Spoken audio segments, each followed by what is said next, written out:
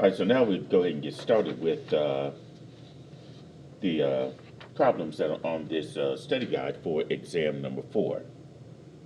Okay, so the first 4 problems, you're to use the properties of logarithms to expand each logarithmic expression as much as possible. Where possible, evaluate logarithmic expressions without using a calculator. Okay, so back in section 4.3, we talked about the 3 different rules for the properties of logarithms: the product rule, the quotient rule, and the power rule. So in problem number 1, we got log to the base 8 of 13 times 7. Log to the base 8 of 13 times 7. And we're going to expand that using one of those 3 different rules. Okay? And as you can see, we do have a multiplication for 13 times 7. So that means we have the log of the product. So that means we expand that as the sum of the individual logarithms. So log to the base 8 of 13 times 7 will be log of 8, log to the base 8 of 13,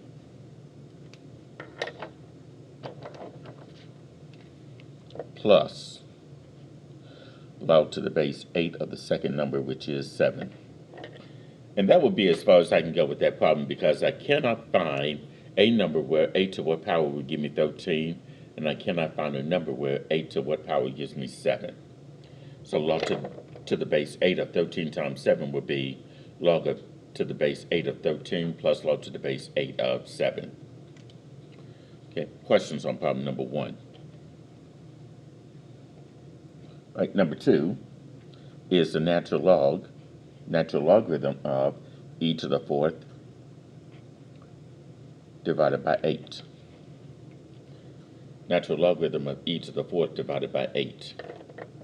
Well, notice I have a numerator and a denominator for the natural logarithm, so that tells me I'm taking the natural logarithm of the quotient.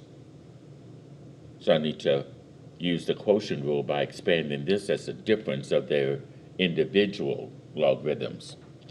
So ln of e to the 4th divided by 8 will be ln of the numerator, which is e to the 4th, minus ln of the denominator, that would be 8. Now in this case here, we don't just end that problem right there, because we can simplify ln of e to the 4th by using one of the inverse properties for logarithms, where if you have ln of e to whatever your exponent is, that's going to be your exponent. So ln of e to the 4th would just be 4. So here we're going to end up with 4 minus the natural log of 8.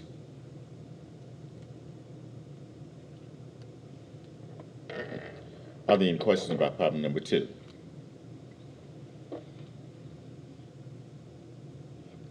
All right, problem number 3.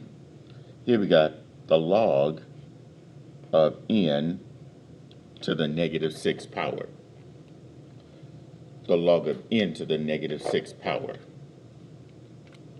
With that one, we're going to have to use the power rule, because this is to the negative 6 power, so we need to use the power rule by bringing our exponent in front of the logarithm. So log of n to the negative 6, we do this, we bring the exponent of negative 6 in front, and just copy down log to the base, log of n. So log of n to the negative 6, using the power rule, will be negative 6 times the log of n.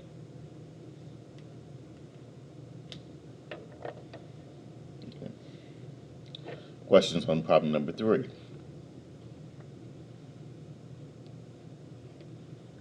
All right, number 4, here we got log to the base 8 of 64 divided by the square root of x plus 1.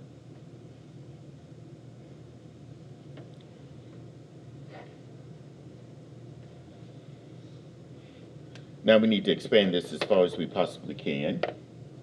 Well, right off the top, I do have a numerator and a denominator, so I need to use the quotient rule for logarithms by expanding this as the difference of their individual logarithms. So log to the base 8 of 64 divided by the square root of x plus 1 would be this. Log to the base 8 of 64 minus the denominator will log of to the base 8 of that denominator, the square root of x plus 1. Okay, now that square root of x plus 1, I'm going to write that in exponential form. Okay, so let me bring down log to the base 8 of 64 minus log to the base 8 of, now that x plus 1, since it is a square root, the exponent for the square root will have to be 1/2. So it'll be log to the base 8 of x plus 1, and that's raised to the 1/2 power. Now for this log to the base 8 of 64, I need to find out 8 to what power would give me 64. And what would that be? 2. Because 8 squared would give you 64. And then minus, for log to the base 8 of x plus 1 to the 1/2, that exponent of 1/2, I have to use the power rule. So that means I pull that exponent in front. So it'd be 1/2 times log to the base 8 of x plus 1. And notice I'm keeping that x plus 1 in the parentheses, because I'm taking the log to the base 8 of the whole thing. So this will be my final answer. 2 minus 1/2 log to the base 8 of the quantity x plus 1. Okay. Are there any questions about problem number 4?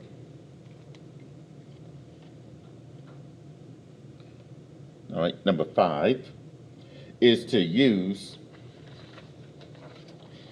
the properties of logarithms to condense the logarithmic expression 5 ln of the quantity x minus 9 minus 2 ln of y.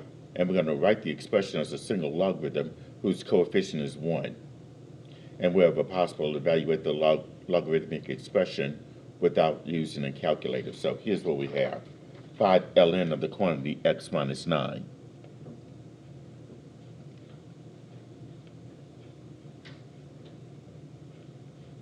Minus 2 ln of y.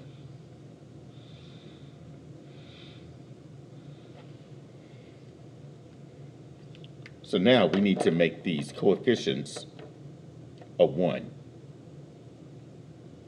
And when we have coefficients in front of the logarithms, of the natural logarithms in this case, we're going to have to make them exponents by using the reverse of the power rule. So that means that this 5 will be your exponent for the x minus 9. So here I'm going to have ln of x minus 9, that quantity is to the 5th power, minus, and using the reverse of the power rule, this 2 becomes the exponent for y. So it'll be ln of y squared. That is, you want your natural logs to have a coefficient of 1. Now we can condense this a little bit further. Notice we have a minus sign in between the natural logarithms. That means that the difference of the natural logarithms, I can condense that as the log or the natural log of the quotient. So here we are. You'll have ln of, now that x minus 9 raised to the 5th will be in the numerator. That would be divided by the y squared will be in your denominator. Okay, so this is our expression condensed as a single logarithm. ln of x minus 9, and that quantity is to the 5th divided by y squared.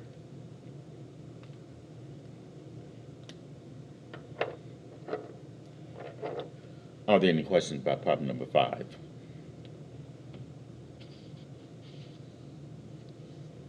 All right, number 6 is using common logarithms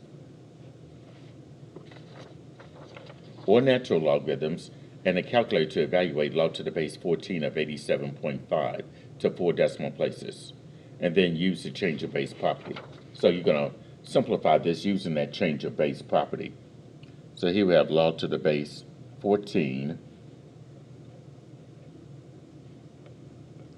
of 87.5.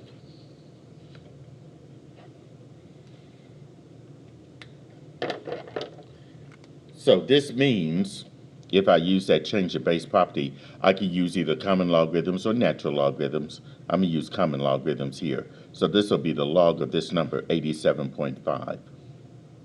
And it'll be log to the base 10, by the way. And that's divided by the common logarithm of our subscript, which is 14. And in this case, we're going to use our graphing calculator, and make sure that you do bring your calculator with you to class on Tuesday, along with something to write with. So here we press the log key and then 87.5, close parentheses, and that's divided by, then press the log key, 14, close parentheses, and then hit enter. Now here we're going to give this answer to 4 decimal places. So if we look at the 4th digit after the decimal point, it would be 4. To the right of it is 0. That's less than 5. So that 4 remains the same. So the 4 decimal places, this will be 1.6944.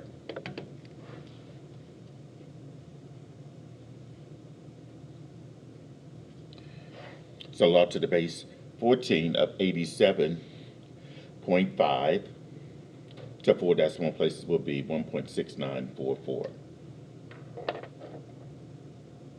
Are there any questions about problem number 6?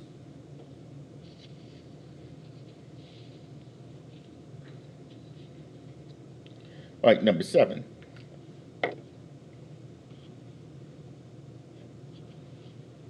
Is solving the exponential equation.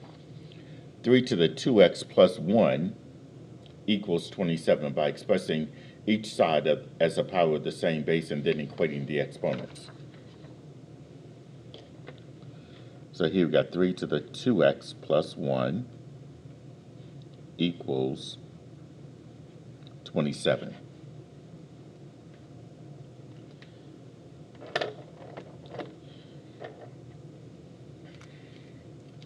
So in this case here, we need to express each side as a power of the same base. So we have our 3, and that's to the 2x plus 1. But for that 27, we need to write that as a power of 3.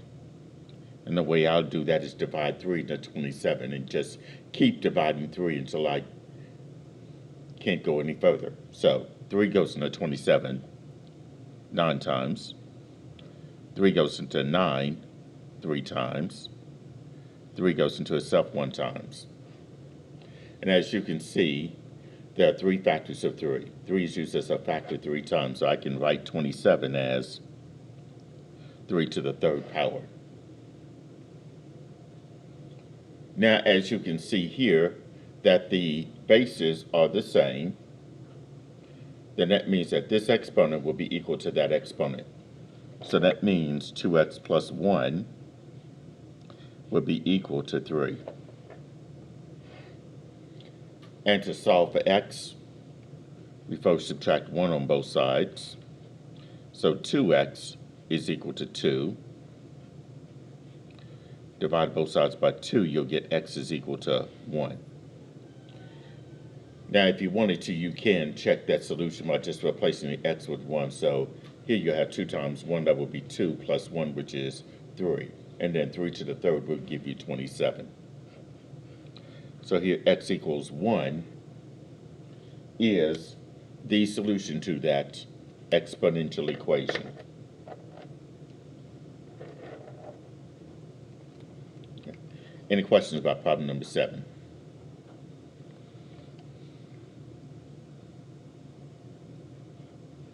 All right, in problem number 8,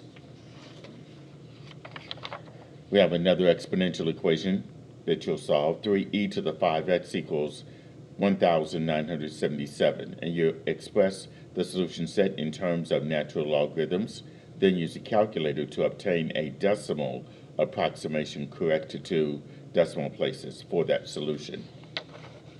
So here we got 3e to the 5x equals 1,977. So in this case here, we need to get the exponential expression by itself. That's the e to the 5x. We're multiplying it by 3, so we need to divide both sides of this equation by 3. So e to the 5x is equal to, and if we do 1977 divided by 3, this will be 659. So e to the 5x would be equal to 659. So now that exponential expression is by itself. There's a property that says that, well, since e and ln are inverses of each other, e and ln are inverses of each other, so what I need to do here is to take the natural log on both sides of this equation. And then I can apply that property that states that ln of e to whatever my exponent is that exponent. So ln of e to the 5x will just be 5x. And then that's equal to ln of 659. Now I can solve for x. I'm multiplying by 5, so I'll divide both sides of that equation by 5. So here you have x is equal to ln of 659 divided by 5. And this represents the exact value. Okay, because as in the homework, we were told to give the exact value of that exponential equation. So ln of 659 divided by 5 will be your exact value. Now for the approximate value, which will be to 2 decimal places. So this is where we use our calculator. So here we have ln and then 659, close parentheses, and then divide by 5. So the 2 decimal places, well, the second number after the decimal point is a 9. To the right of it is 8, so that means 29. The next number after 29 would be 30. So the approximate value for x will be 1.30. Okay.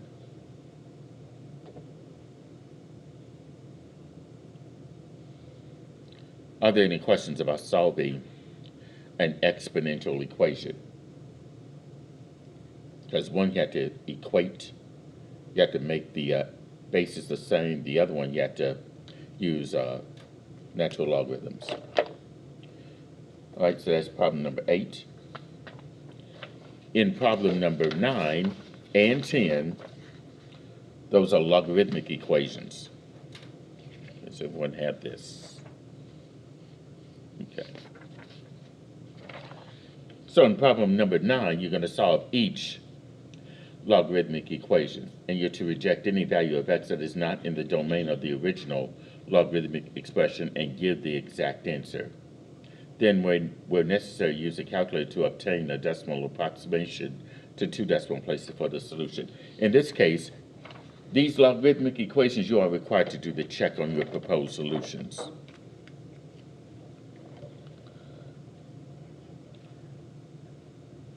So problem number 9 is this: log to the base 2 of the quantity x plus 2 minus log to the base 2 of 7 is equal to 3. So not only are we required to solve this equation, we have to check the proposed solutions as well.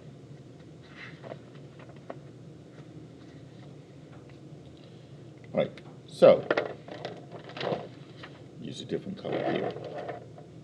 First of all, each side I need to condense as a single logarithm using either the product rule or the quotient rule or the power rule.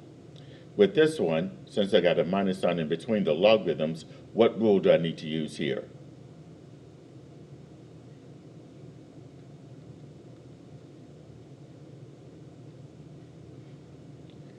Well, it's a minus. That means difference of the individual logarithms. I need to use the quotient rule. Condense that using the quotient rule. So I have log to the base 2 of, this x plus 2 would be in the numerator, divided by, that 7 would be in your denominator. And then that's equal to 3. So now the left side is a single logarithm. The next step would be to write this equation in its equivalent exponential form. And the way we write that in its equivalent exponential form would be this. This 2 is going to be the base. That 3 will be the exponent for the 2. That's going to be equal to what we're taking the log of. In this case, x plus 2 divided by 7. So in exponential form, it would be 2 to the third power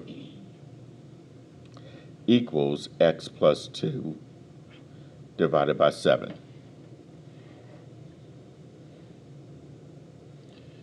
And now let's simplify this. 2 to the third power would be 8, equaling to x plus 2 over 7.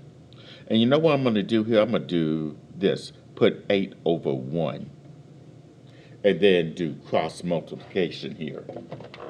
So here I'm just going to cross multiply with this 1 and the x plus 2. And that would give us x plus 2. And then that's equal to 8 times 7. That would be 56.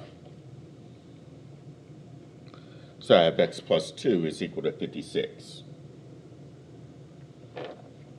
And then to solve for x, I'm going to subtract 2 on both sides. That will give me x is equal to 54. Now that x equals 54 is my proposed solution. In this case, I have to check my proposed solution to see if it satisfies the original equation, because I cannot take the log of a negative number, nor can I take the log of 0. So here's what the check looks like. And I'm going to go ahead and substitute every single x in this equation with the 54. So we log to the base 2 of 54 plus 2 minus log to the base 2 of 7 equaling to 3.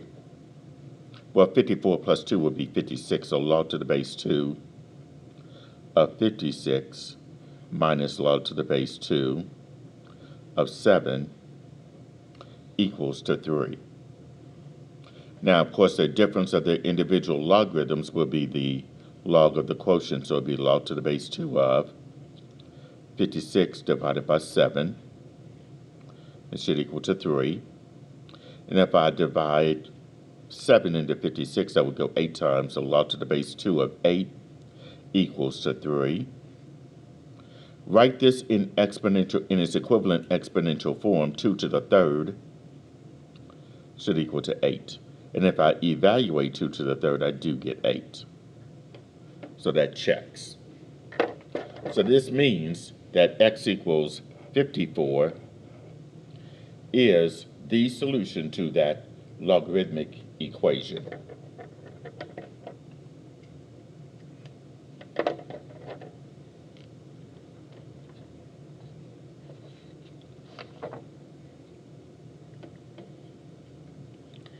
All right, any questions about problem number 9?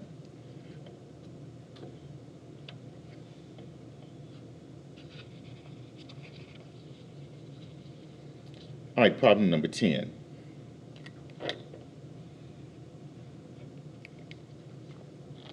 Here we got the log of the quantity 5x plus 1, and that's equal to the log of 2x plus 3 plus log of 2.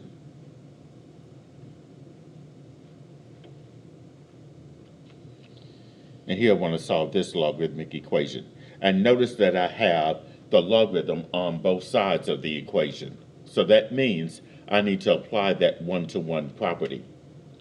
However, I need to condense each side as a single logarithm first. Well, log of 5x plus 1, that is a single logarithm on the left side, but on the right side I have a plus sign in between the two logarithms. That means I need to use the product rule.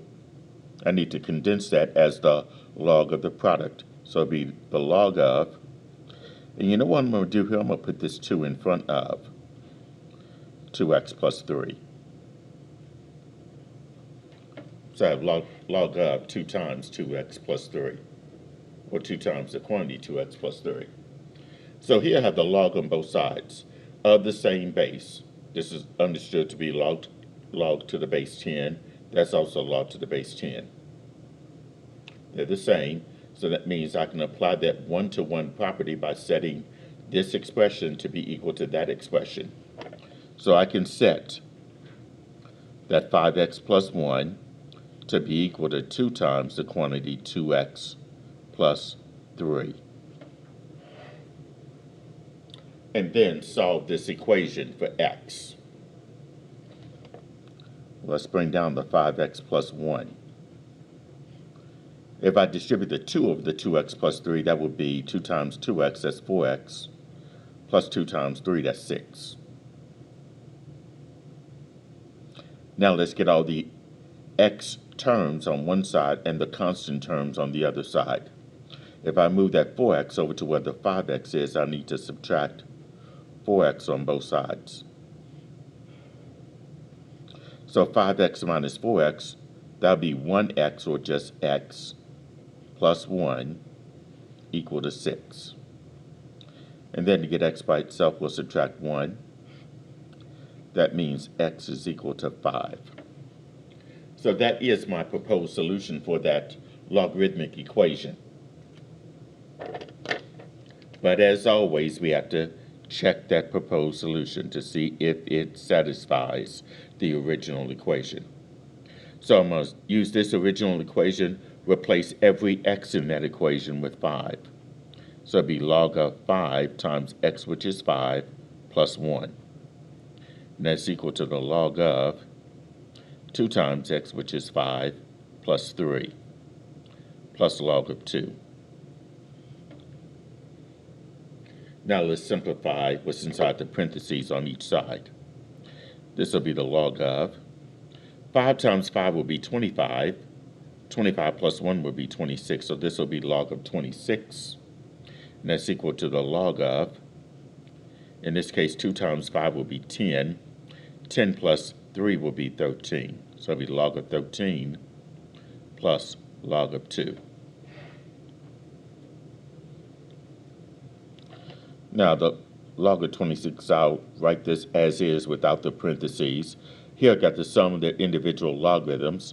I can write that as the log of the product. Sum of the individual logarithms condenses as the log of the product. So it'll be log of 13 times 2. And if I multiply 13 times 2, that would give me 26. So log of 26 does equal to the log of 26. So here, x equals 5 is the solution to that logarithmic equation. All right. Are there any questions about problem number 10?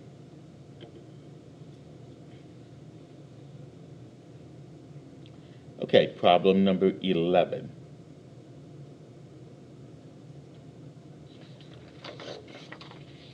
They ask this: how long will it take for an investment of $2,500 to grow to $5,000 if the annual interest rate is 7% and the interest is compounded continuously? Round the answer to 1 decimal place.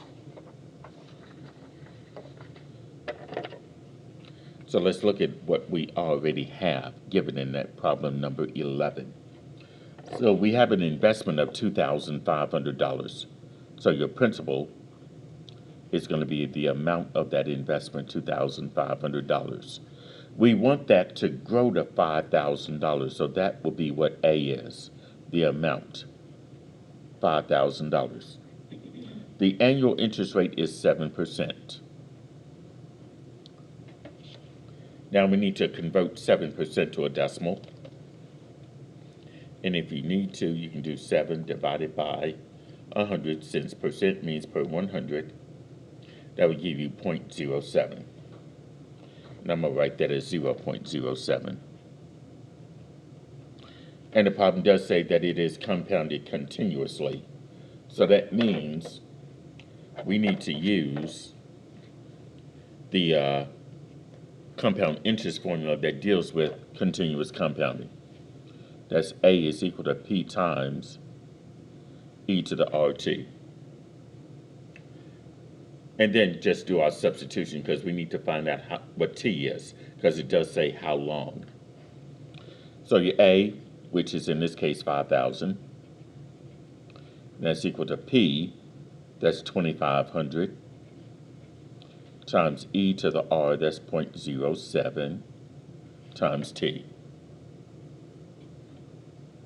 So now we have an exponential equation that we can solve for t. So we need to get that exponential part by itself, that e to the 0.07t. It's being multiplied by 2,500, so I need to divide both sides by 2,500. So that means I have e to the 0.07t, and that's equal to 5,000 divided by 2,500. That would be 2. So 2 will be equal to e to the 0.07t. And since e and ln are inverses of each other, I'm going to take the natural log on both sides of this equation.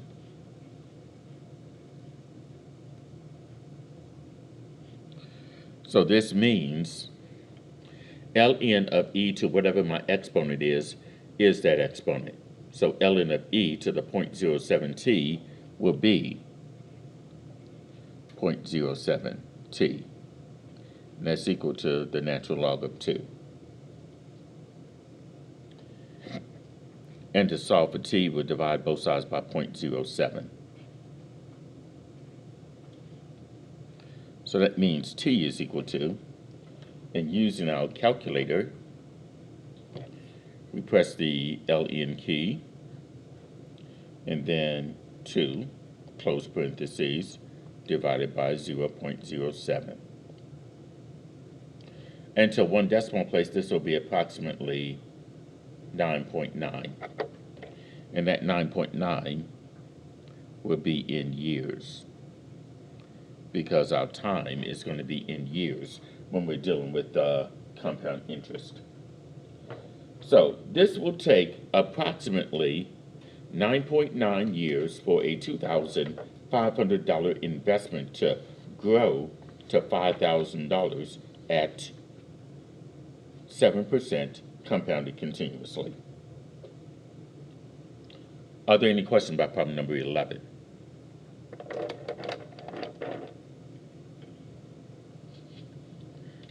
All right, problem number 12.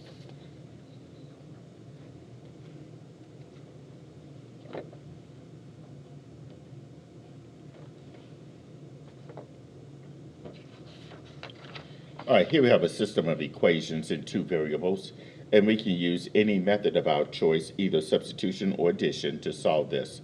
Here we got 3x minus 2y equals -5, and 4x plus y is equal to 8.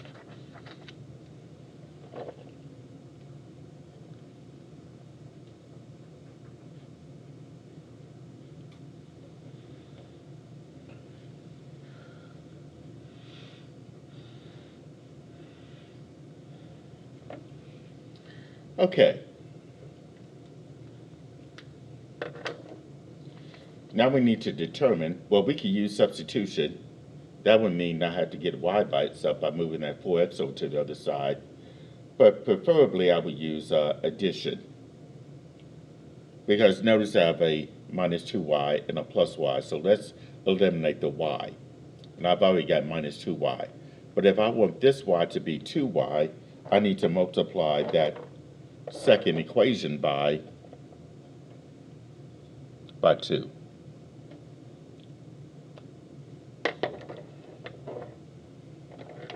Now when I do that,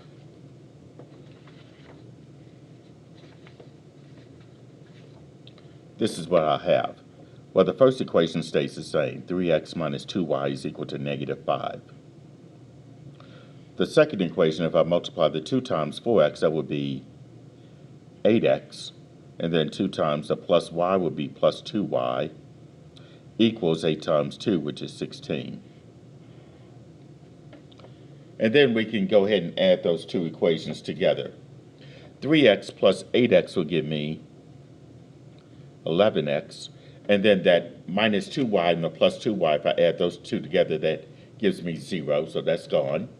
Negative 5 plus 16. Negative 5 plus 16.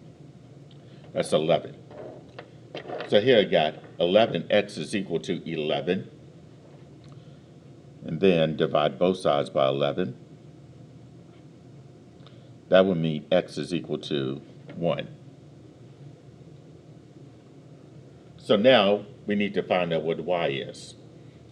So using that second equation, which is probably the best way to come up with what y is, since the y has a coefficient of 1, I'll use 4x plus y is equal to 8. You may use this first equation if you want to. Here I'm going to substitute the x with 1, so it'll be 4 times 1 plus y is equal to 8. 4 times 1 will be 4, plus y is equal to 8. Divide both sides by 4, y is equal to 4. So in this case here, the solution for that system of equations in two variables, that would be the ordered pair 1, 4.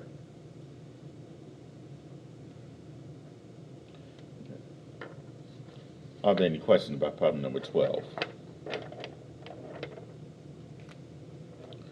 All right, now problem number 13.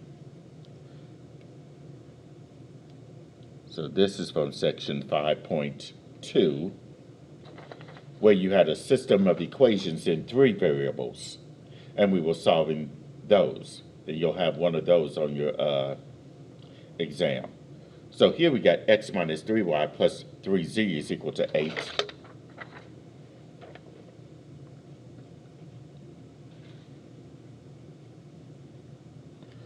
Correction, x minus y plus 3z is equal to 8. And then 3x plus y minus 2z is equal to negative 2. 2x plus 4y plus z equals 0. And here we're going to solve this system of equations. Now the way we have to do that is we have to pick one pair of equations and eliminate either the x, the y, or the z. And then pick another pair of equations and eliminate that same variable. That way we'll have a system of equations in 2 variables. And then we can use that to reduce it to an equation in a single variable. So what I'm going to do here is label the first equation as equation 1.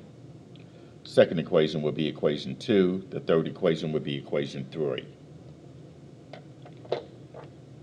So now let's do this. Notice I have a minus y and a plus y in equations 1 and 2. Let's use those to eliminate a y. So, in equation 1, I have x minus y plus 3z is equal to 8. Equation 2 is 3x plus y minus 2z equal negative 2. And now let's add these two equations together. 1x plus 3x will be 4x. Minus y and a plus y, that adds to 0, so that's gone. 3z minus 2z, that would be a plus 1z, or just z. And that's equal to 8 plus negative 2. That would be 6. So I have 4x plus z is equal to 6. This will be equation 4. And now I'm going to pick a second pair of equations and eliminate the y, because I eliminate the y with equations 1 and 2. So another pair of equations I would choose to eliminate the y as well. And here I'm going to choose equation 1, since I got that minus sign in front of the y. And then I'm going to choose equation 3. That'll be 2x plus 4y plus z equal to 0.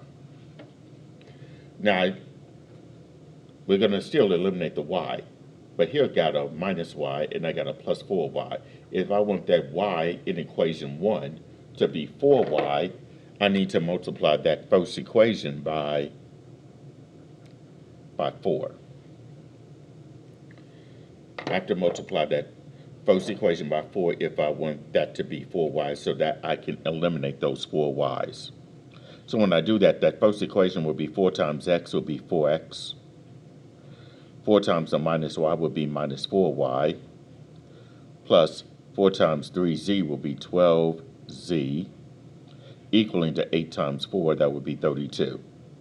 And then I'll copy equation 3 over, which is 2x plus 4y plus z, equal to 0. Now let's add these two equations together. 4x and 2x will be 6x, minus 4y and a plus 4y add to 0, so that's gone. 12z plus a 1z would be a plus 13z equals 32 plus 0. That'd be 32. So I got 6x plus 13z is equal to 32. This will be equation 5. So now I'm going to use equations 4 and 5 since those equations are in two variables. And then I'm going to try to eliminate either the x or the z. So here's equation 4. That's 4x plus z is equal to 6.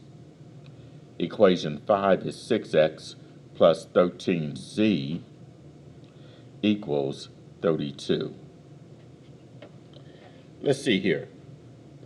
It'll be easier for me to eliminate the z, but both of them have a plus sign, so I know one of them has to be multiplied by a negative number.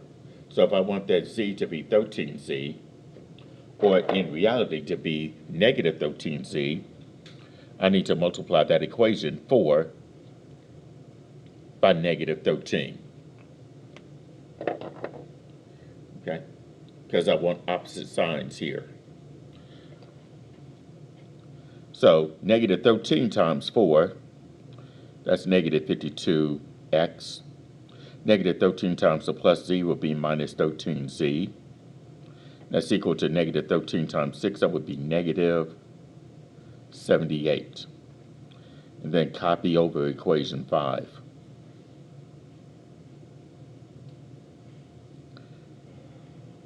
And then we'll add the two equations together. Negative 52x and plus 6z would be a negative 46x.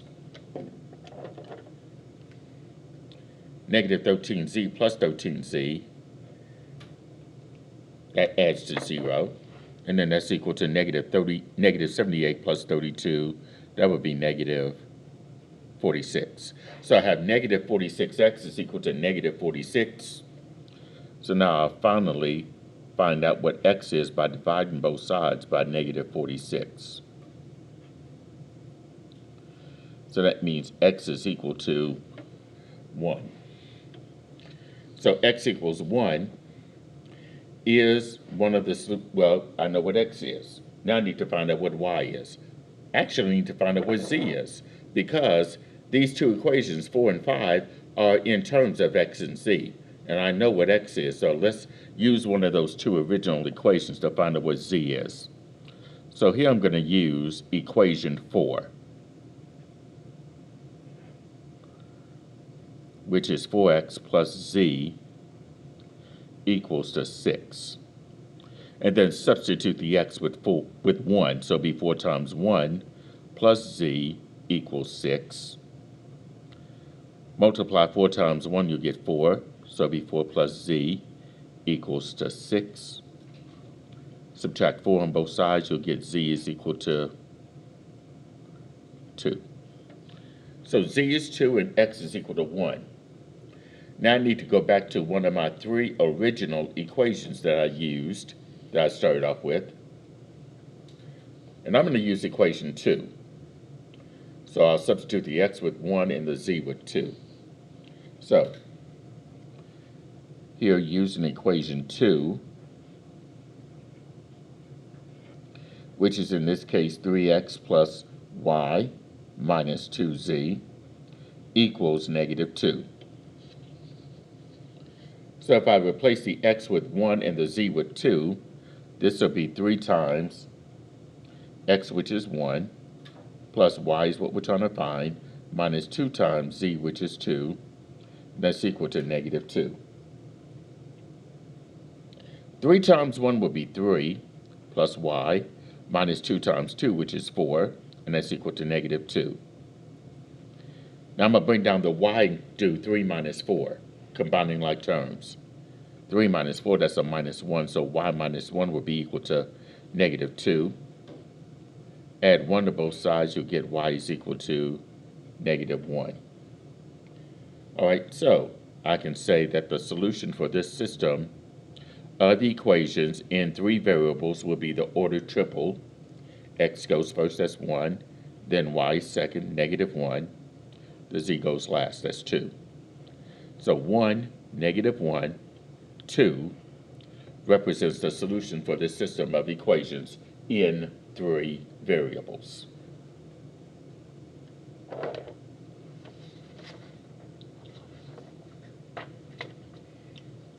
Are there any questions about problem number 13?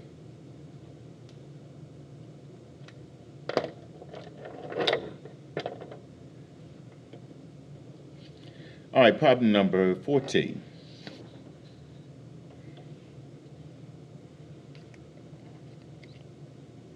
Now here we have a system of nonlinear equations, and you're told to solve the system by the substitution method. Okay, so in this case here we got 2x plus y is equal to negative 5, and y is equal to x squared plus 6x plus 7.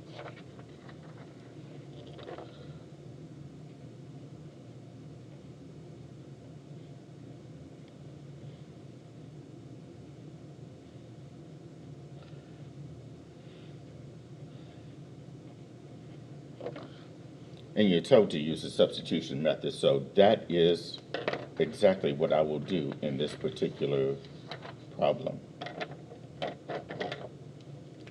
And I'm going to put these two equations side by side like this. And over here I'll put y is equal to x squared plus 6x plus 7. Now, already we got y by itself. Here y is equal to something, x squared plus 6x plus 7. So what I would do here is take that x squared plus 6x plus 7, which is what y is, substitute it for this y in that first equation. That way I will have an equation in a single variable.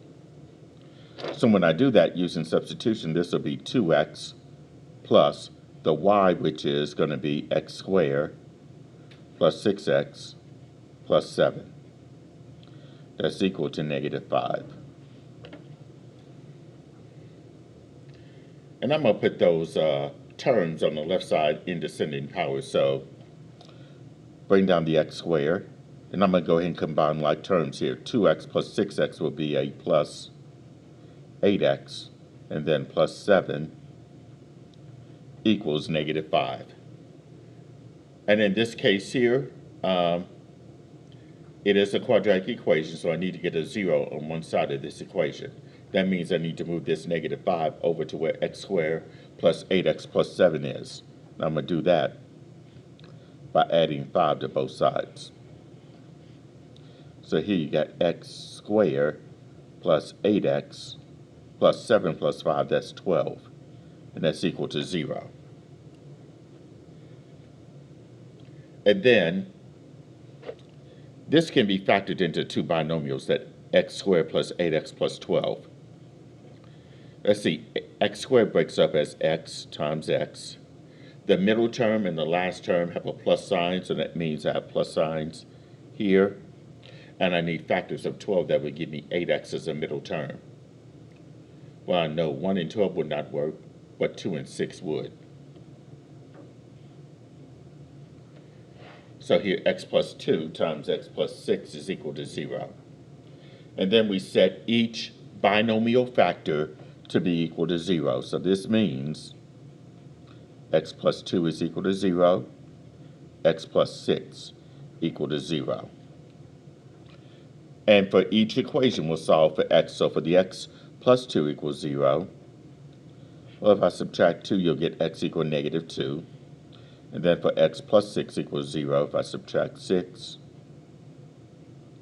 x equal negative 6.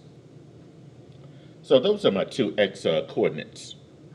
And for each of those x coordinates, I'm going to find out what my y coordinate is. So if x is equal to negative 2, now I could use either one of these two equations here to find out what y is. Let's use that first equation, 2x plus y is equal to negative 5. And then substitute your x with negative 2. So it'll be 2 times negative 2 plus y is equal to negative 5. Then 2 times negative 2 would be negative 4 plus y equals negative 5. And then to get y by itself, we'll just have to add 4 to both sides. So y is equal to negative 1. So when x is negative 2, y would be negative 1. So one ordered pair that satisfies this nonlinear system of equations would be negative 2, negative 1. Now for x equal negative 6. And I'll still use 2x plus y equals negative 5 and replace the x with negative 6. So this will be 2 times x, which is negative 6, plus y is equal to negative 5. And now 2 times negative 6 will be negative 12 plus y is equal to negative 5.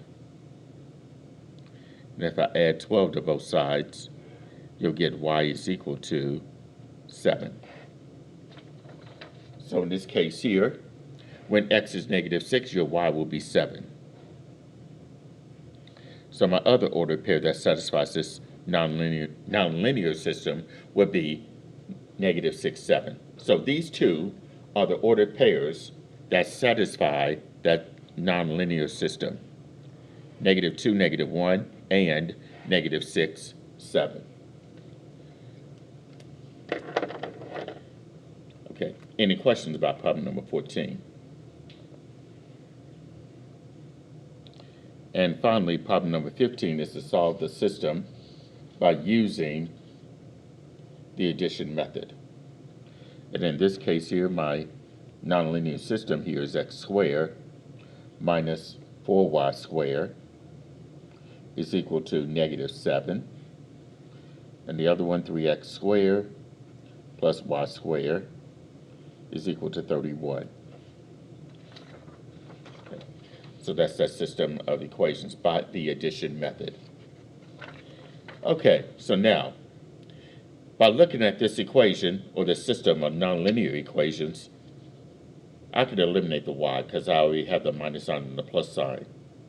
But if I want that y squared to be 4y squared, I need to multiply that equation itself by 4.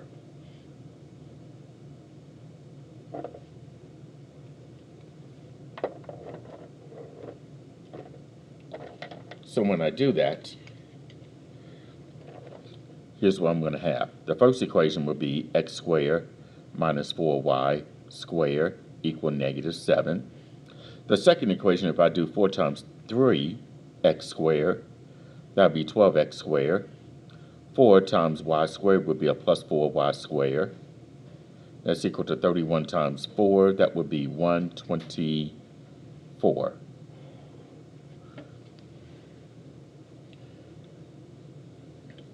Now let's add these two equations together. X squared, or 1x squared plus 12x squared, would be 13x squared. And that minus 4y squared and the plus 4y squared add to 0, so that's gone.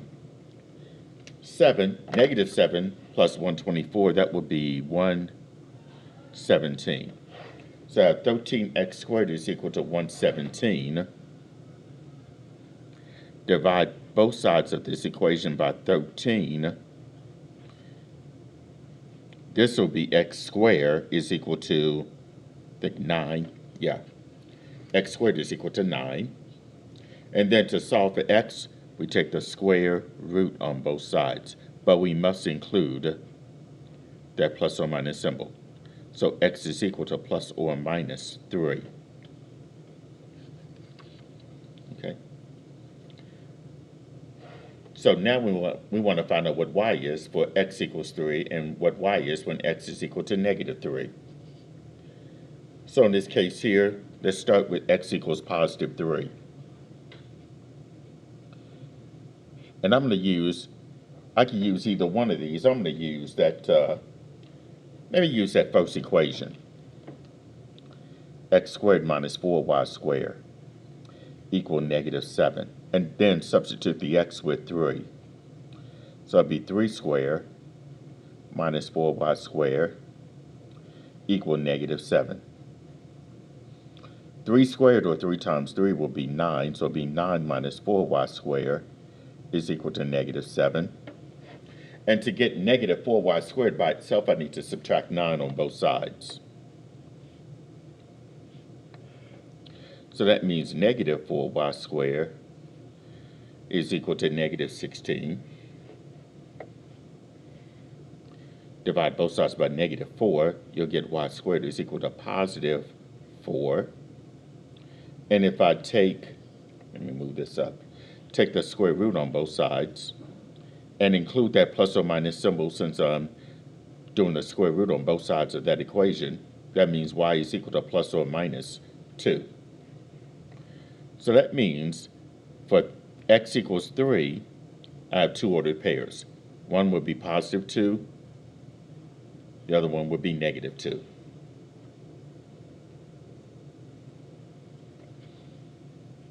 And now for x equal negative 3. And I'm still going to use that first equation, x squared minus 4y squared equal negative 7. And substitute the x with negative 3.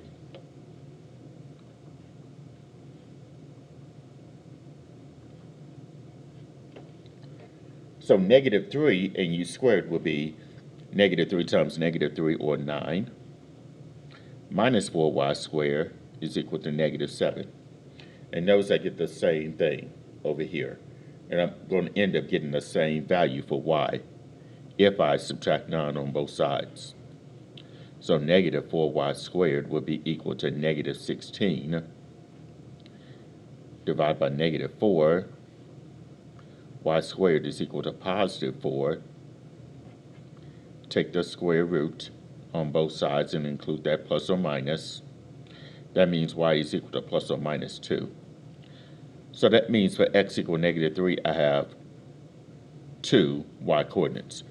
One would be positive 2, the other one negative 2. So here I have 4 ordered pairs that satisfy this nonlinear system of equations. 3, 2, 3, negative 2, negative 3, 2, and negative 3, negative 2. All right, are there any questions?